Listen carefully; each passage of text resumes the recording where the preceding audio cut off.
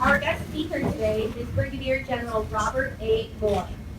Brigadier General Robert A. Moore is the Special Assistant to the Director, Army National Guard Foreign Centers. It is my pleasure to introduce to you General Robert A. Moore.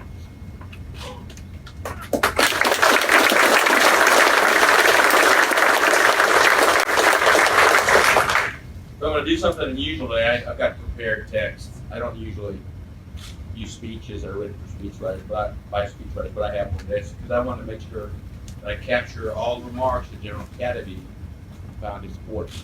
Like yesterday, I was in different parts of the campus with the chaplains. And if I talk to the chaplains, I'm just kind of nervous. Look at y'all, ease it up. But making me nervous. So anyways, before I start talking to the chaplain, I almost thought I heard some rumbling outside. So the gosh, it's going to happen pretty well. And it was good to have all the chaplains on campus. So what I want to make sure I impart for you today, or with you today, as I go through this speech, is the importance of what you do and what you mean to us. So if I fail to do that at the very end, come grab me and tell me I missed the spot. Because if you have been told the whole time that you've been here how critical you are to the success of the mission of the Army and the Army National Guard, that we have failed.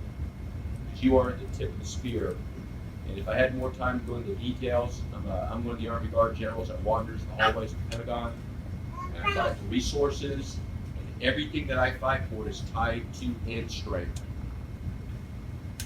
Period. If I want to talk to an undersecretary, the assistant secretary, that comes out of their mouth is, can you make it in strength? Come back and talk to me when you do that. So I want to set the framework. Good morning and thanks for the warm welcome. Got a little bit nervous. I'm not used to doing DNC. I saw some of you all doing DNC yesterday. I am a former Marine. I get kind of a kick out of it. I spent a month ago, was up in San Diego, NCRD, watching the Marines doing the drill ceremony, preparation, graduation, and playing a little time bomb there with the Marines. See if we can encourage the Marines to join the Army National Guard. You think about good. It's great to be here at Strength and Maintenance Training Center PEC.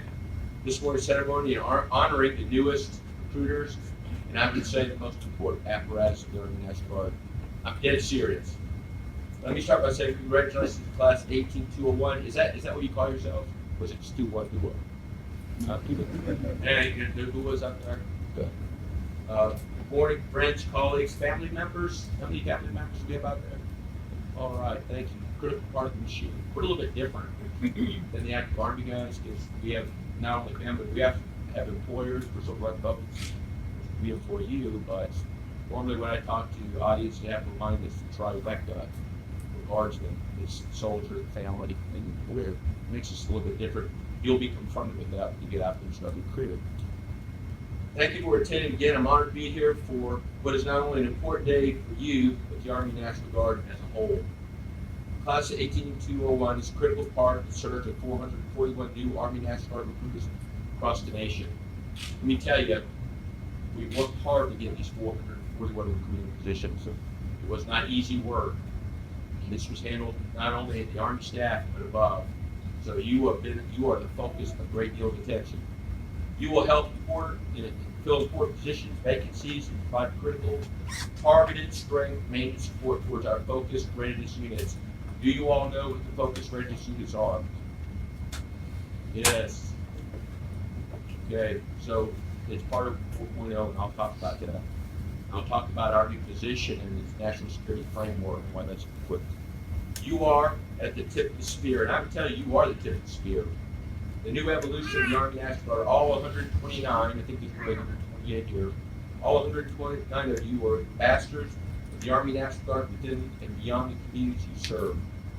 As recruiters, you are looked up to by prospective soldiers, because you will probably be the first contact any of them have with the Army. And let me just frame this up. There are 2 million people today that serve in some active capacity in the armed forces. There's about 1 million active component soldiers, sailors, and airmen, Marines, and about 980,000 select reservists of some type, 7 teams. 2 million people with a national population of 324 million. Do the math, folks. There is a great probability that there are people in our society You have not and will never meet a soldier, airman, or Marine. Think about that. So you are the face of it out there. And you're in different communities. I think it's critical. After you've been vetted the way you've been vetted, you've been handpicked, and remember that because you are the face of the Department of Defense in these communities, remember your values, okay? Remember what you were taught to. It's very critical that you do. You are the face of the Department of Defense out there. I go to the pre-command course with the United States Army. They're senior leaders. So these are the brigade and battalion commanders. And I greet them in the Army National Guard. It's kind of strange. And these are the type A personalities the Army has.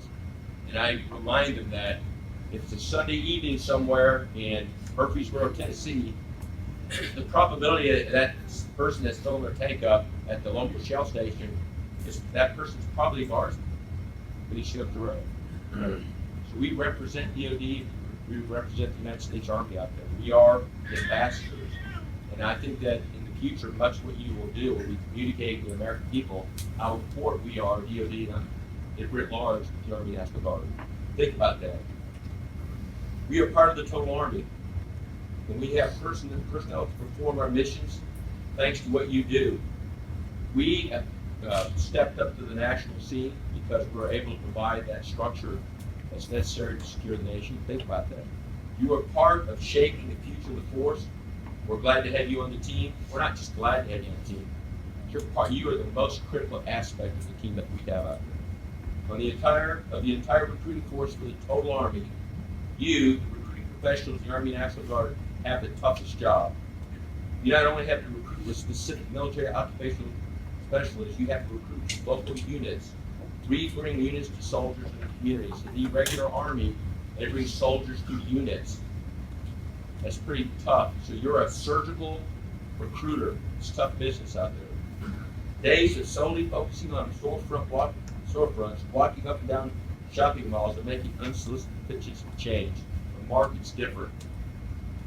Wouldn't you agree? People communicate differently out there. I don't even know how my two sons talk. I text my sons. Well, I had no clue. Twitter, Facebook, like the handles Facebook. As times change, we have to change as well. It requires innovation, dedication, and most of all, hard, roll up your sleeves type work. I'm sure you know that. Share potential solutions and brainstorm with your colleagues out there. We are an Army National Guard that cannot be successful without every soldier in our recruiting and retention force meeting and often surpassing his or her mission.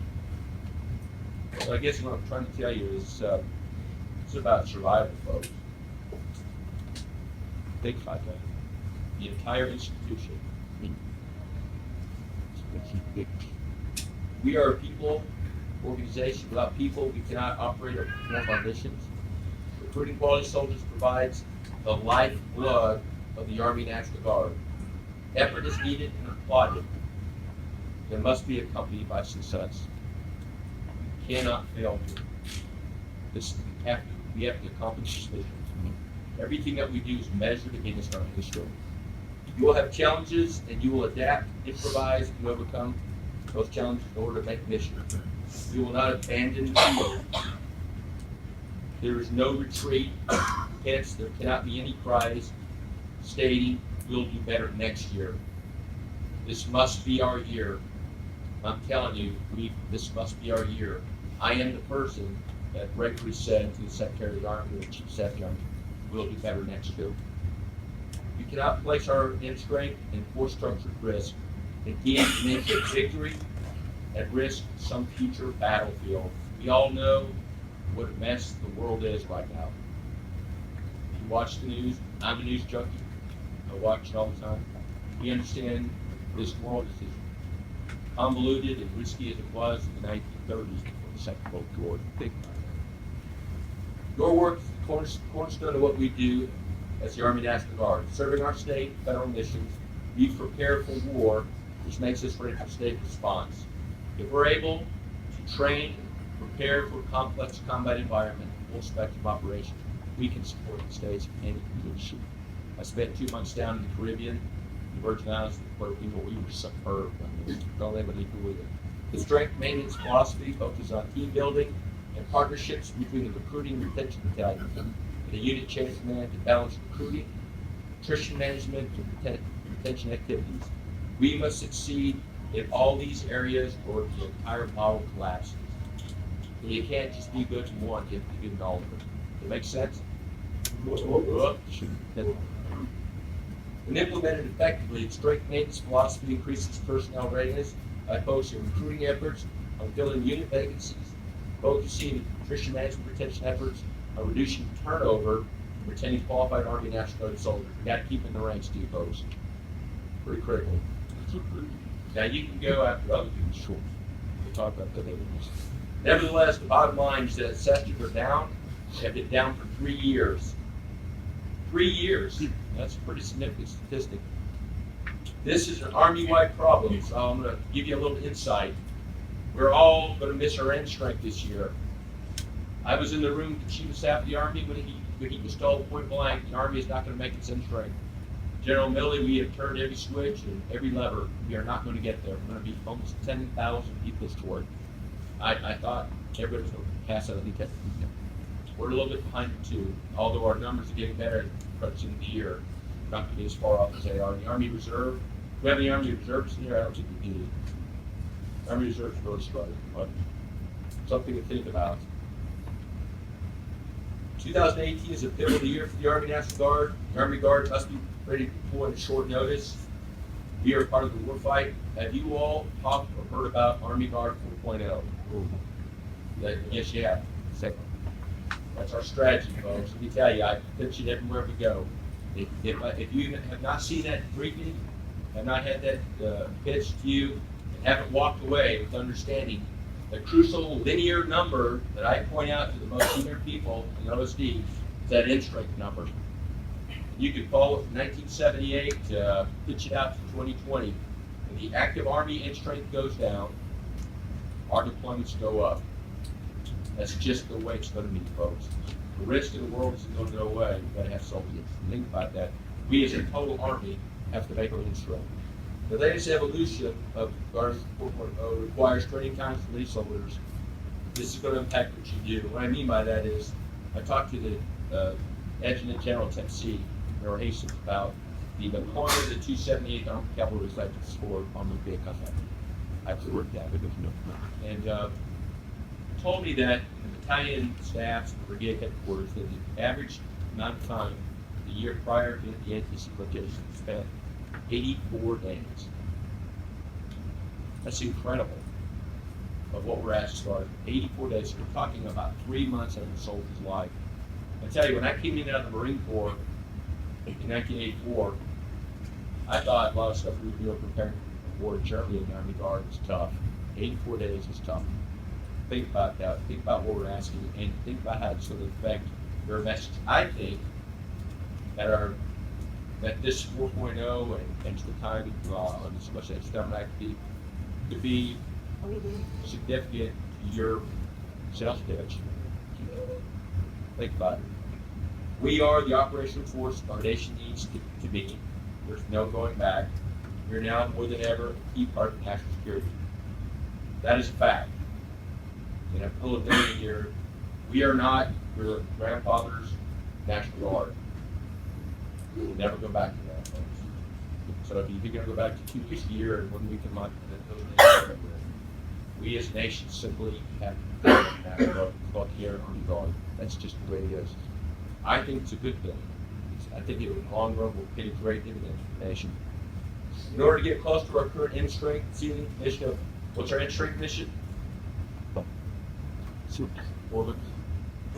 That's General Captain of 343,500 is what our end strength needs to be. Everything, every single thing in our budget, our acquisition strategy, structure, is hinged on 343,500 people. If I was going to bore you ad nauseum, I'd sit up here and show you the math, folks. It's all about end strength. It's what drives every single thing we do. Since we're asking so much of you, I'm responsible for providing the resources you need for your duties as we move forward and support good morning. That's one of my primary missions. So if you gotta get mad at anybody for not getting the right stuff to you, I'm the guy. Okay? I'm the guy who made here on the desk with Ray on. I'm the guy for Joe Siemens, the guy arrested in the hallway, Tom Smells. I'm the guy. It's my intent to get you what you need. At the national level, we have worked aggressively to increase the number of recruiters, incentives, and marketing programs. We have some stuff going on in Washington, D.C. that we're working through. To help recruiters keep our units strong, we have greatly ramped up our Army National Guard enlistment and re-enlistment incentives and bonuses. Right?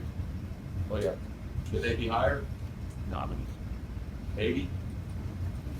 It's up to you to maximize these tools and continue filling out our ranks with America's finest young men and women.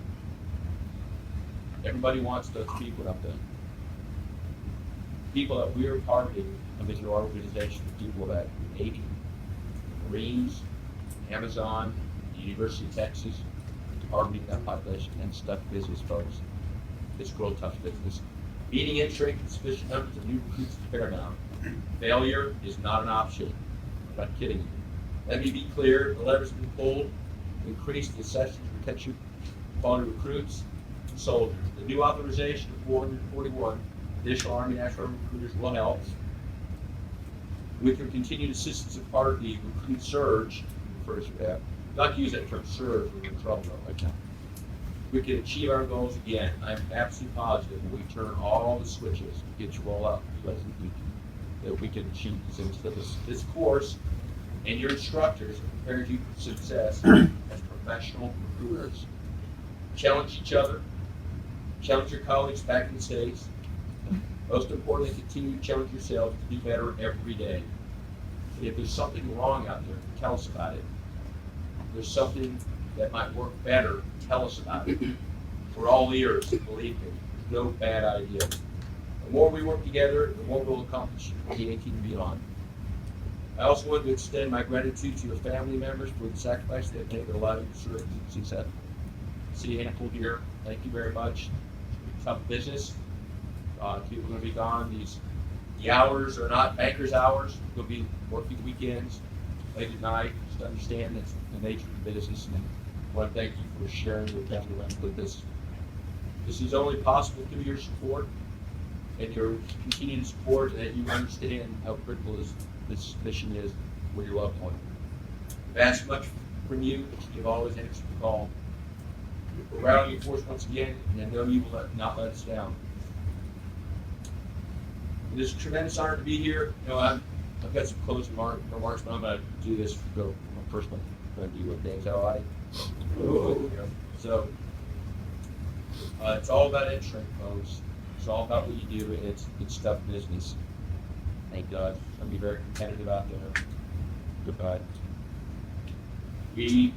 I almost want to say it's like the spark jet from Mopalai. They're a great force of recruiters that stand in between us and that's a disaster. We are better, I believe, our retreat force capability better than anybody's out there. I was in the room, and I don't often tell people I'm an Army Guard general. I keep my mouth shut. People say things that are very interesting.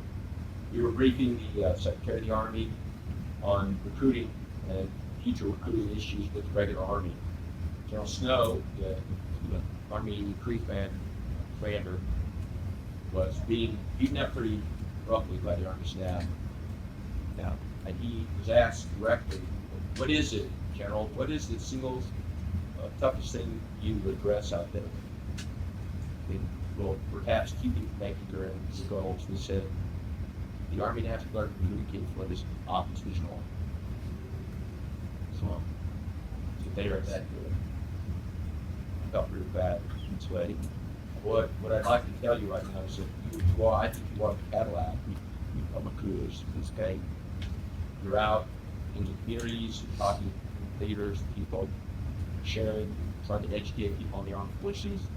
I'll make you this promise that if there's something in the way that's inhibiting you from being the best that you can be, I will remove it if it's legal, ethical, and technical. I'm going to make sure that we will provide you every single tool possible that we can. We will fight every day on the Army staff and trade off for you every single day. If you have a good idea that's workable, tell us about it. have an issue about media, local media buys, let us know. I can tell you right now that I'm part of that, and I will remove any obstacle. You are that important. That make sense? Good. So in closing, I just want to tell you, General Academy would love to have been here. Grabbed me down the hallway about a month ago. Grabbed me by the stack of scoreboard and said, Rob, do whatever you need to do. They're the most important things that I have now. The inability to make our intake is the greatest existential threat the guard is seeing the last 40 years. And you are the folks that will help you out your education. You have my word, you have my eternal gratitude for what you get ready to do. And, God bless you. Thank you for the hard work. Remember, you are handpicked, and you are the face of the face out there. Go out there and make the mountain go up. Thank you.